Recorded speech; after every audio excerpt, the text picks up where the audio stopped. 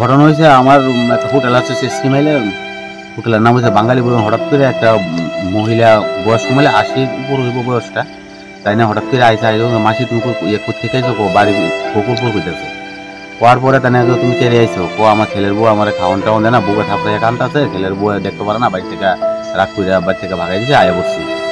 তারপর আমি তাই অনেক খুঁজখবর নিলাম, খুঁজখবর নিলে কোনো ইয়ে করতে পারে না। তারপরে বিছামতো থানার ইয়ে লইছি, সাহায্য লইছি, থানার সারা আইসে তাই অনেক কথাবার্তা কইতে একদম প্রবলেম, কথাবার্তা ঠিক আছে, প্রথম দিয়ে কথা কইছে কিন্তু তাই কানতে কানতে এখন কোনো কিছু কইতে পারতেছে না।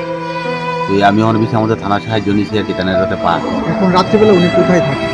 রাত্রেবেলা এখন আমি কইছি থানা যদি না নেয় তারা নেই আমার বাড়িতে অন্তত ওকে রাত্রে ওরা রাখার লাগে আমি চেষ্টা করতেছি, যদি এখানে থাকে আর কি। তাই কইতেছে এখানে থাকতো না, আশ্রমে দিয়ে দিলে আশ্রমে দেবো তাই কারোর বাড়িতে থাকতো না। তাহলে কি উনি বাড়িতে মানে আক্রমণ বা হেনস্থার শিকার হয়েছে? মন হইতেছে তাই কথাতে এইরকম তোর বোঝা যাইতেছে।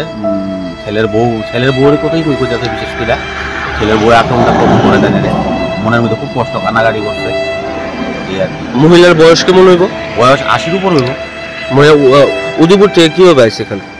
উদয়পুর থেকে তানে সকালবেলা তানে কইছে উঠান টুটান ঝাড়ুটারু দিয়ে ছেলের বউটা বকা বাধ্য করতে, তারপরে রাগ খুঁড়ে বাইরে বাইরে দিয়েছে, আয়া পড়ছে তানে হাইটে হাইটে আইছে।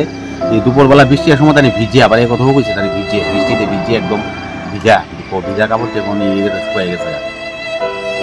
আপনার নাম? আমার নাম শান্তনু ভৌমিক।